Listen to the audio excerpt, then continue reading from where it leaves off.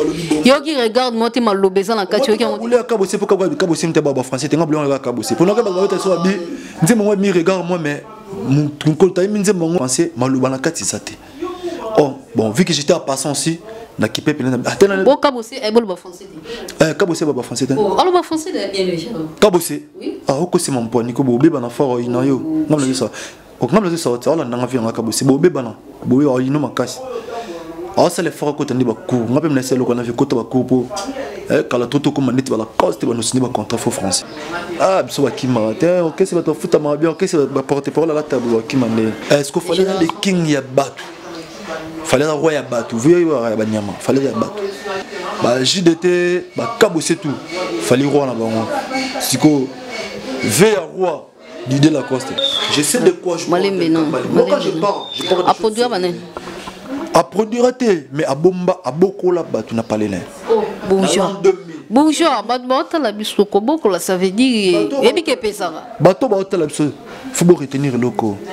Dans l'an 2000 déjà Didier Lacoste azaki stable dans l'an 2000 a stable car bien pas là bien babino va vendre chez héritier vendre chez bala vient la biso babi bala la nationalité nous vendre dans la chambre na Soupina la mukina tonga la chambre na mbeto bien été vu dans 4 déjà dans l'an 2000. Eye les sous nini ngoye Winner TV moupe pasika bagag ba télé ba théâtre nyoso télé comédie ngavi de loin na s'abonner massivement na Winner TV papa maman mwana elenge mosi elenge mobali to s'abonner massivement na Winner TV ah tiens c'est pas appareil.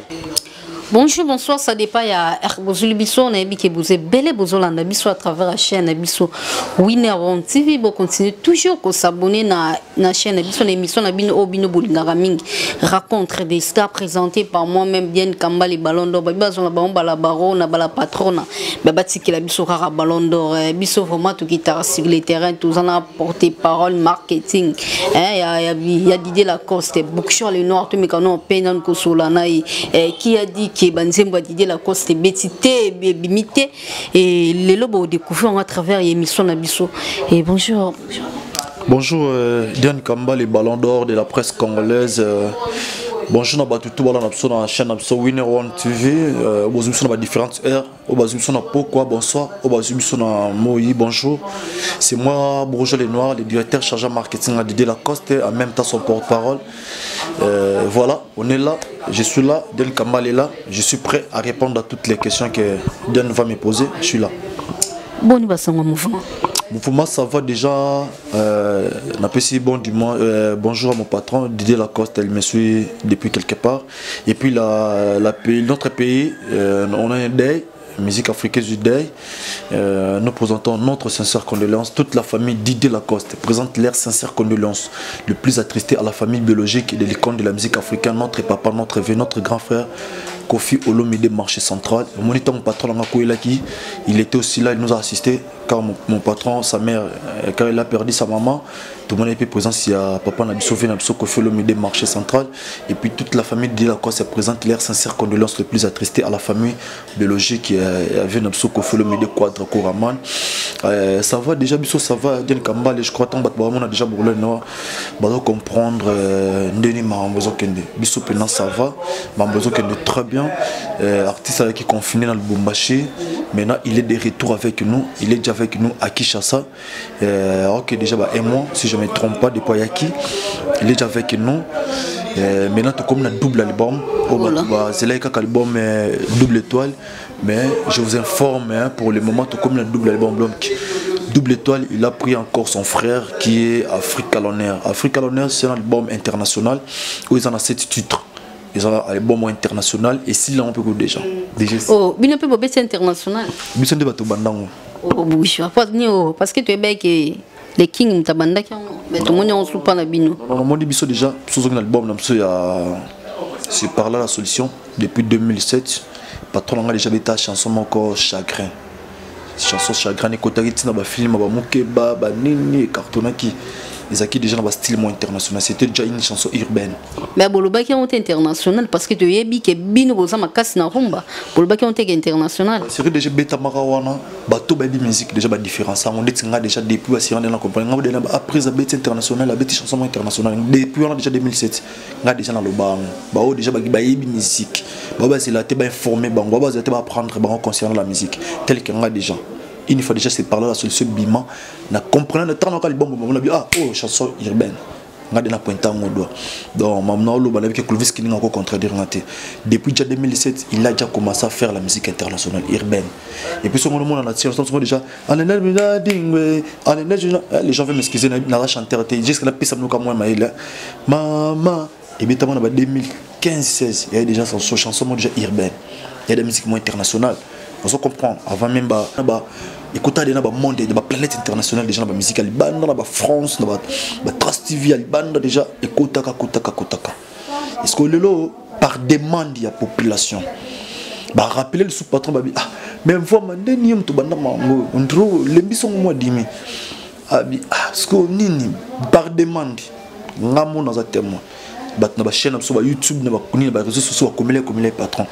Pourquoi? Parce que nous on avait un seul album qui était double étoile. Au batu tout ba on a la chef na TV au Massalanga Francis Bip de femmes que je présente mes sincères félicitations collègues dans notre week-end dimanche passé à outil ko défendre na droit na inikin.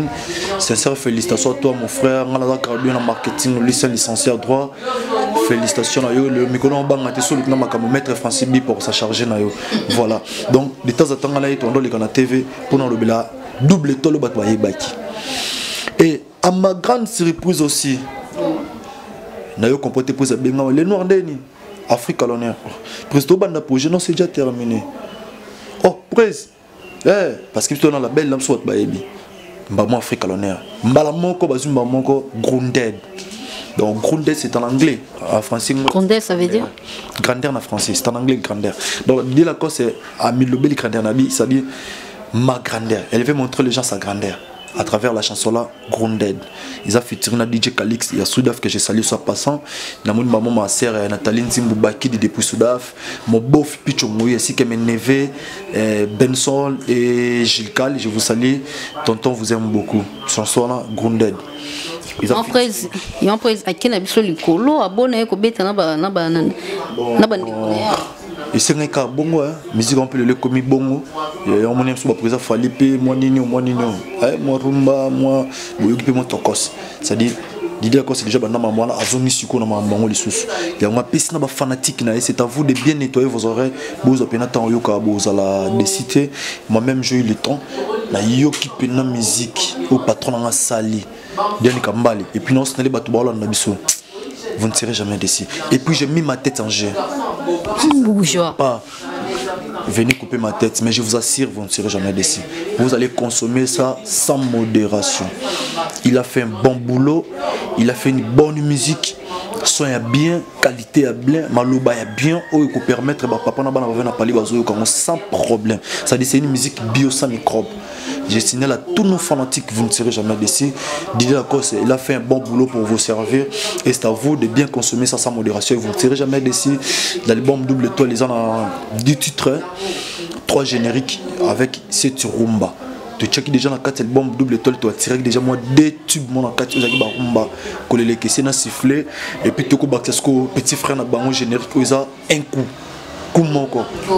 Titre Koumoko, ça n'est pas avec une autre nouvelle danse Batouba aussi là Batouba bien la bonne année oyo bilingue qui perdu ils ont la bonne année Batouba bina beaucoup CP là beaucoup se retrouver dans sa bien danse moi ya makasité ça dit nanga na latineti ba jile nanga bazara bune ba lich nanga bazara na bina nanga pa les den kamel pinda latineki toko boé a bina sans problème voilà bonjour et Batouba ebi presse c'est ton qui ni au presse soit bêté le bon au monde ni au bon babeti babini mais tu comprends mais prise à tu bois que l'eau comme si que et simbité notre bandi promotion on a kinité promo exacté parce qu'il va faire nabino ba le bien ni au promo exacté par rapport vous mandez baby m'a dit la cause soit bêti a pesi makamwa comme pesi il y a un ce qu'on a confirmé puis la bateau ils ont été surtout rabat ba hypocrite tout ko c'est le monde beauté promotion dans tout bandit. C'est que les gens peuvent retenir, c'est ça. Il y a besoin de ralentir un peu. Sur le boss, c'est boss, mais promotion c'est les noirs. Lui-même, il a décidé, dans manager, dans Bisso, dans un partenaire dans Liban, il préfère qu'il y ait une promotion Liban dans le Congo. Dans la plateforme, nous avons téléchargement déjà tout banda qui tout zali on a beaucoup de canate. On a déjà tout kaniji, vimba nombre de vues que vous battez.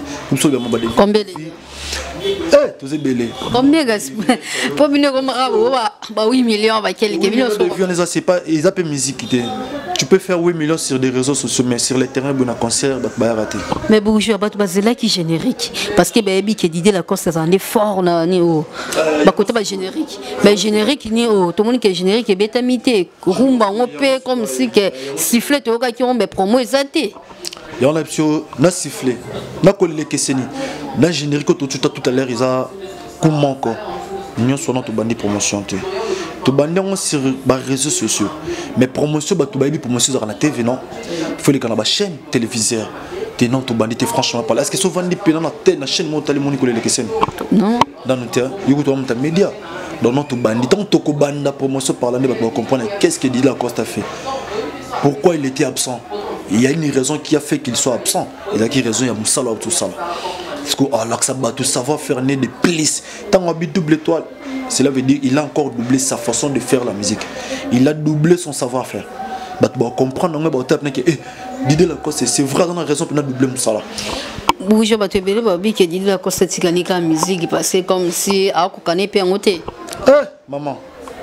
Le lot fallait à fanatique. Donc na matanga ya papa na soko fait le midi. Alors bon on est là vraiment petit na dit la cause il fallait pour pas rappeler fanatique na na aigle fallait pour pas tourner question abi na Congo la génération grand chanteur de Didier Lacoste.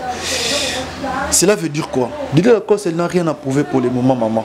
Toi et moi on connaît bien l'histoire. Batou Baola n'a pas l'histoire. Didier Lacoste c'est un artiste complet talentueux. Bah tout le monde c'est la carte mon album national pour comprendre que Mambalo a réponse dans la rôle le rôle porter parole on va répondre mais il y a des œuvres qui vont parler à ma place, il y en a nos œuvres eux le bon place dans va comprendre va comprendre va attends et va consommer double étoile avec notre album Africa on est pour comprendre que ce donne comme mal vous aurez les réponses vous-même. Bon comprendre que bourgeois non fallait pas que répondre Didier Lacoste il est maintenant de retour sur scène.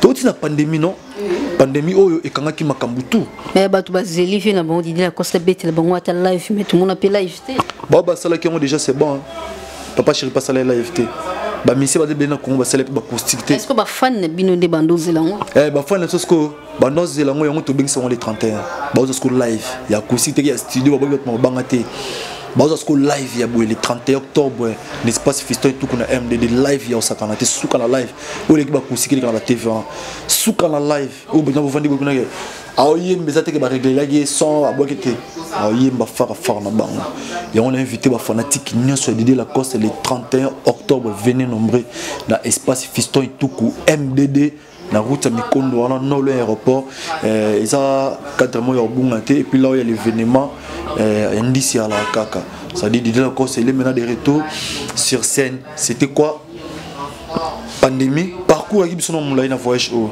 fait qu'il se retrouver dans Soudan tout ça va côté Moroboul mais compte tenu la pandémie la frontière tout est bloqué tout le monde le sait mais gloire à Dieu malgré la frontière comme est bloquée elle va déconfiner malamment lever 38 concerts dans Katanga 38 concerts je vous dis à ça qui tourne mon dans Katanga wanini j'ai des images oh bah mon on peut quand site na Wonder TV bah mon Winner One TV bah exclusivité à concert mon nam non peut ça va mon ça dit bah mon les artistes dans le chacun en beauté maintenant de ce retour à Kinshasa aussi aïna makambo malgré pandémie malgré blocage de la frontière il faisait du travail et il a mis son énergie en pratique afin de donner à ses fanatiques sa meilleure de la musique. Il est de retour avec nous, on comprend au patron et puis on comprend le savoir-faire sur Didier Lacoste s'est multiplié. Il y a un moment intitulé l'album double étoile. Il parlait d'abord de lui-même par rapport à son travail. Il a doublé son savoir-faire.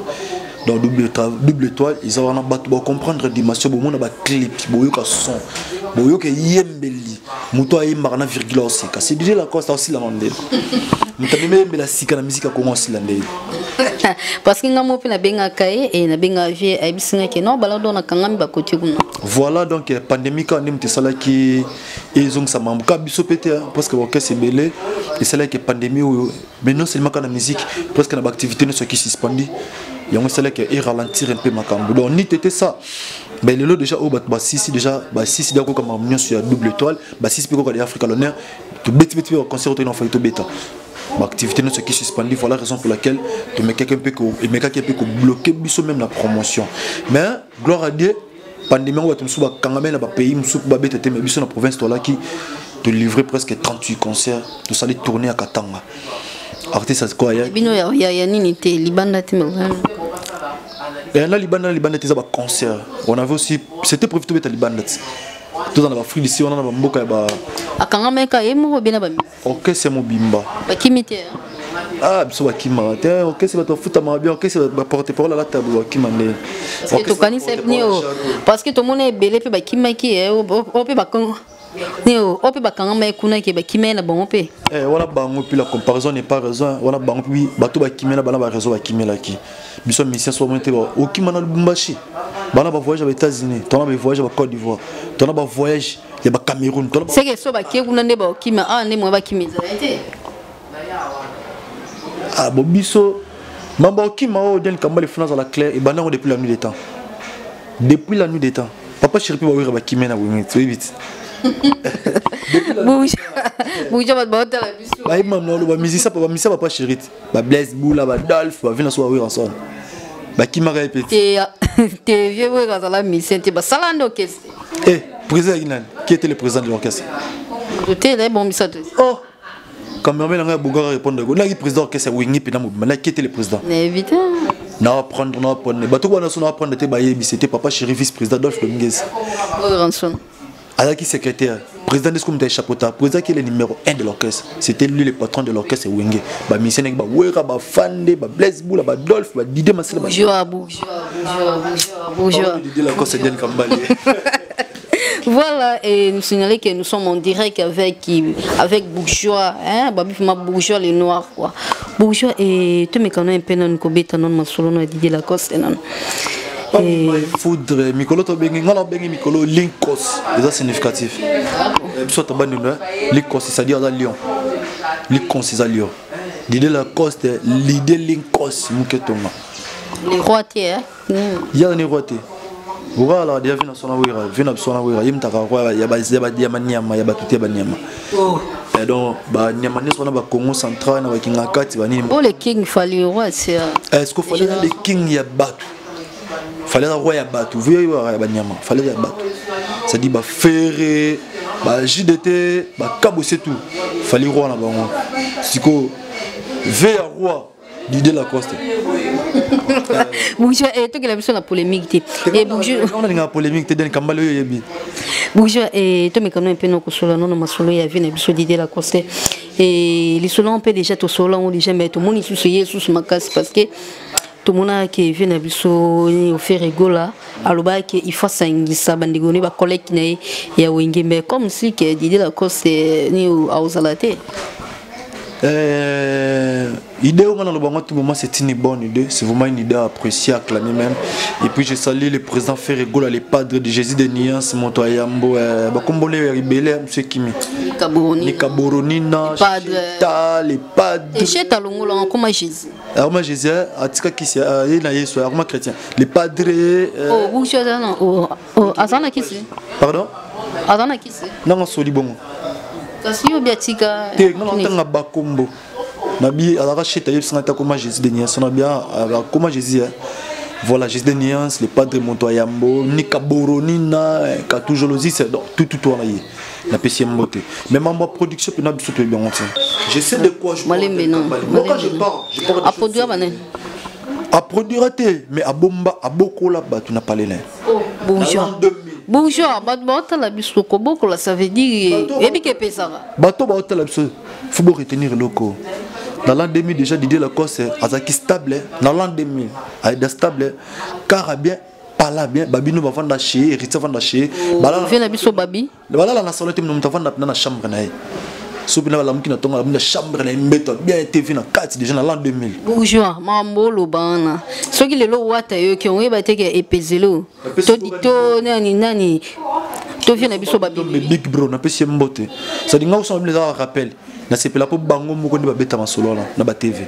e ba ki ba Francis Diba pe ba yela c'est qui Francis Diba e ba to wata moi je parle de wata et babino mais Francis Diba na pesi mbote Francis Diba ya o tangiona héritier mo tabeta masolo et ça là qui bien avant la bi ngai na va la parole la ngomfama na lia la terre dans la laisse pendant ce combien des années babino me vient sur le banc tu t'as été géant à la nave abinga babino na reconnaissait pas mon quinto nganga avant na parler là on se comprend donc on sait ça rappel bref c'est quoi bamba faire te bien monter tout ça pina contrat morté na faire un méchant vers patron nga patron tant biso to zito produit babino me muta kenda vers babino me basa babino me pena que yende nini d'accord ça produit c'était fait rigolo et puis le lendemain yem ta luka porte malheur avec babino mais après tu es baraki babino il fait qui fait rigolo ndem ta produit babanda na fait rigolo il faut faire ndem ta produit faire na babino et ma production ta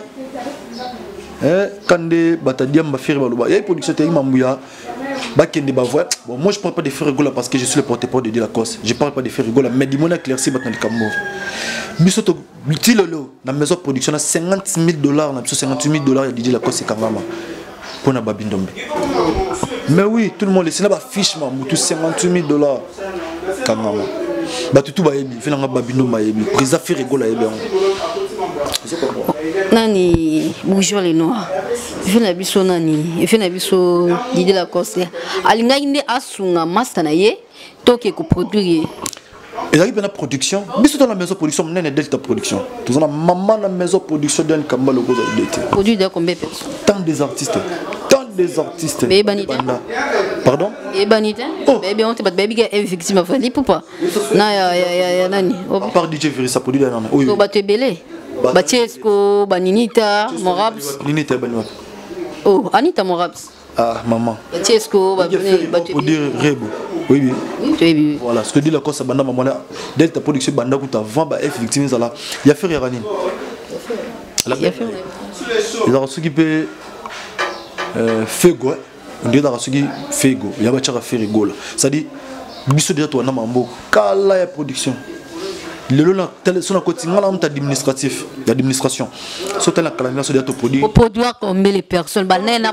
pour produire parce que tu es bibangoté je peux citer oui Babindombe il a été produit Erata tu beau produit à voilà Erata qui JDT bourgeois les noirs bourgeois beau produit à JDT parce que là il y a marre porte parole dans le bar qui est beaucoup beaucoup ça me ramène à JDT habité là papa pour JDT la porte parole oui Bafi Banza Bafi Banza les porte parole il y a génération la binote numéro 1 génération la binote comment porte parole nani Bafi Banza numéro 1 ba génération ya nena binote il y a porte parole il y a génération ali kaka na internet l'émission internet ça la binote masalanga nanga masa komba Bafi Banza mais on a liboya tout na vite nous na des sons masa na komba bona fanatique na bien pe kuta a porte parole na bien ta ali misanga pardon na bien kuta tambe ou je produire tu produira va te belé c'est belé tu produira va te belé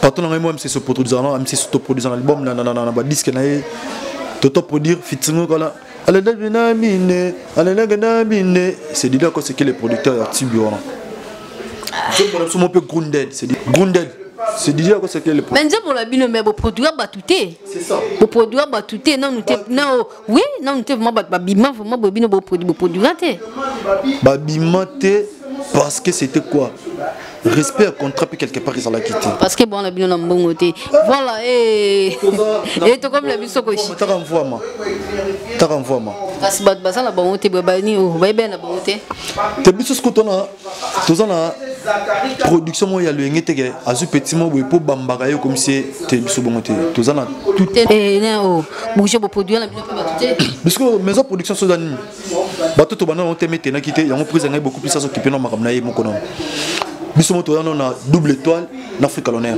produit par Didier Lacoste et Delta Production je bino mo no bobunda non parce que là ni o na produit beaucoup katé bino mo no bobunda non to ko katé comment oza quand c'est malbon Didier Lacoste quand c'est malbon tout ça là ba clip bien tout ça album tout ça là ba clip nyon seul album tout ça ma casse na promotion ba c'est que bien ba bonyoma obosani ba piloli c'était produit par Didier Lacoste.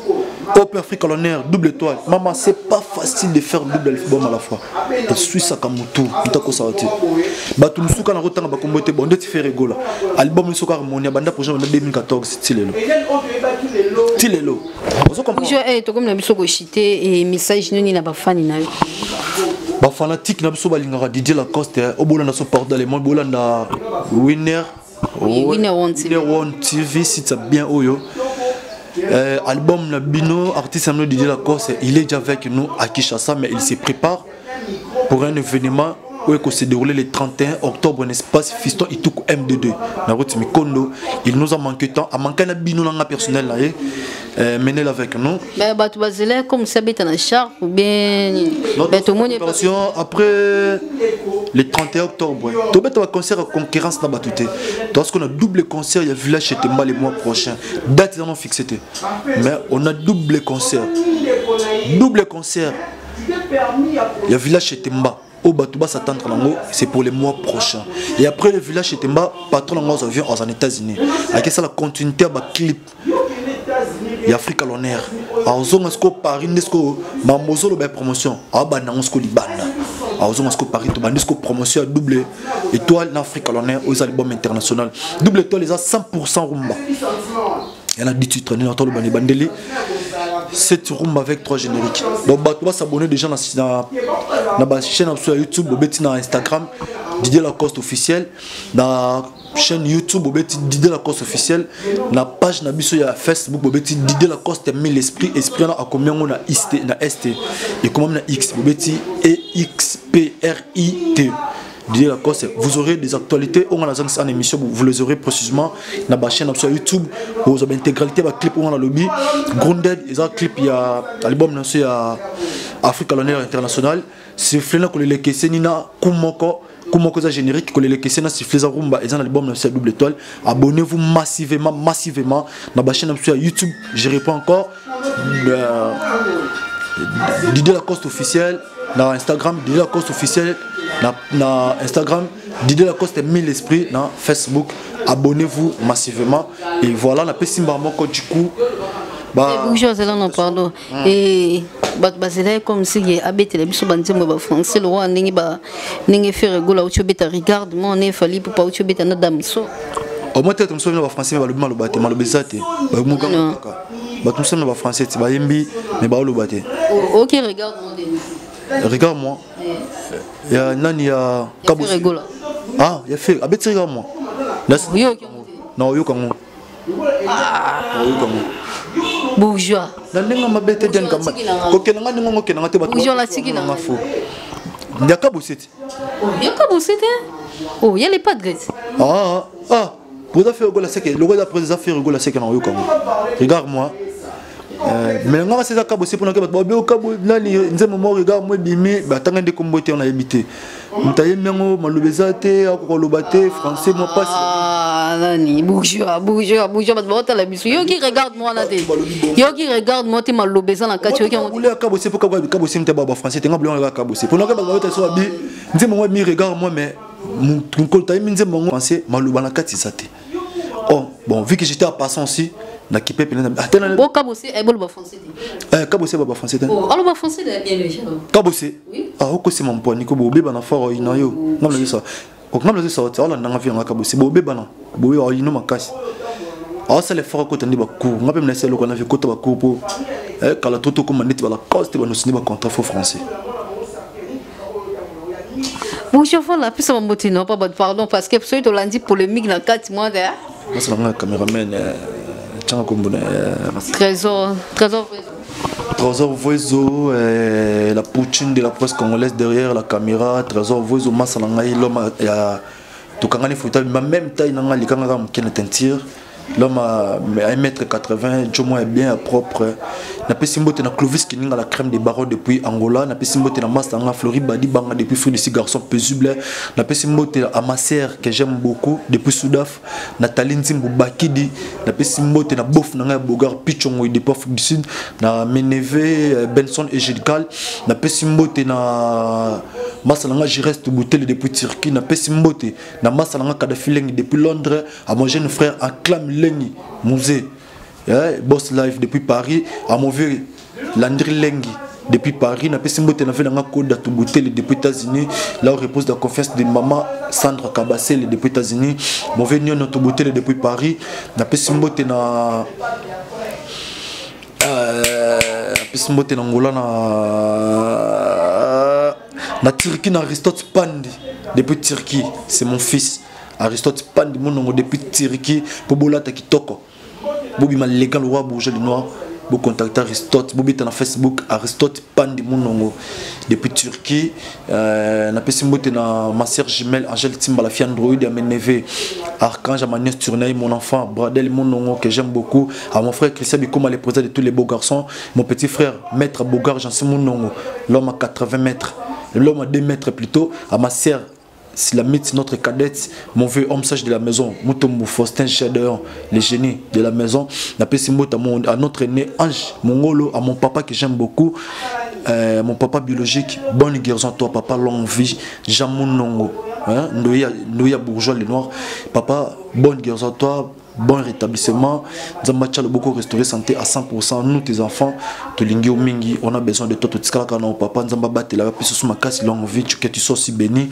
Na pisse sous mbote na CG na biso CG Boukassa, CG Boukassa na pisse mbote, na pisse mbote la mave on a loa depuis Paris, mon vieux Boston Doma, quand pote Boston Doma depuis Paris, na pisse mbote na papa Jean Constance Soumani, patron de l'hôtel Panorama derrière l'aéroport Ndolo.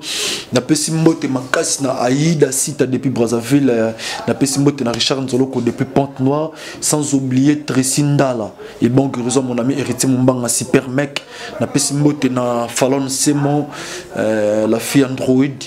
Na pesimbote na Christian Oué, le Banque mondiale depuis Soudaf. Christian Oué, le Banque mondiale. Et sans oublier le président Fabrice Mbo Mokoko. Pour mon numéro de contact, on a besoin de Bourgeois les Noirs. Contactez-moi, on a plus de 143 89 95 44 986. Plus de 143 89 95 44 986. On a remercié cadre qui toko tout ça l'émission Oyo. Ils ont flat. Parisien House, donc flat les Parisiens House. Ils ont un chill na 7 derrière l'hôpital à Bachuna 4 mois bien pour la Bakbou Talibana. Si vous avez besoin d'être quelque part agréable, climat normal, climat tout c'est bon. Flat moi on a mis qu'il est flat les Parisiens House, ils ont un chill na 7. Venez nombreux, vous ne tirez jamais d'ici. Merci à toi aussi Diane Kamba, les baladeurs de la presse congolaise. Le président PC président Didier Lacoste, na banda qui connaît les bandeli, il y a des bandeli. Didier Lacoste. Il faut venir au Sougosu qui s'appelle. Ah, merci pour notre rappel. Écoute, tu Didier Lacoste, boss.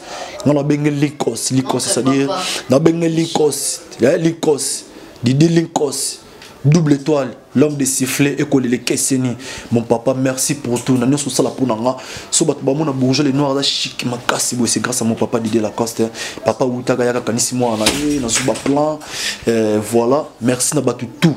Beaucoup soutenir biso de loi depuis beaucoup consommer les Kesseni sifflet. Patron dans salaki on pour bino, à salaki on pour biso personnalité. Il a fait ça pour vous servir. Beaucoup consommer sans modération avec notre chanson album international Africa l'honneur qui est Grounded, qui est la grandeur de l'artiste. Il voulait juste vous montrer sa grandeur à travers la belle chanson là. Il a fait avec les DJ Calix depuis Soudaf. Abonnez-vous encore massivement à la chaîne sur YouTube Bobeti Didier Lacoste officiel na YouTube, l'Instagram idem Bobeti Didier Lacoste officiel, sur notre page Facebook Bobeti Didier Lacoste 1000 esprits et vous aurez toutes les intégralités de clip ainsi que l'actualité à ce qui concerne l'artiste. À bas la polémique. Et voilà, et tout comme on a fait émission, on continue toujours à s'abonner à la chaîne Winner One TV et vous allez jamais décider motinanga et na caméraman nanga trésor raison motinanga na réalisateur nanga Dimbongo motinanga na Doris Kilolo quoi. Et Bobby Doris Kilolo depuis quelque part motinanga la Florence l'américaine, depuis États-Unis motinanga na Emily qui sala des prix allemands, motinanga na Florence l'américaine, Bobby Emily qui sala Florence l'américaine.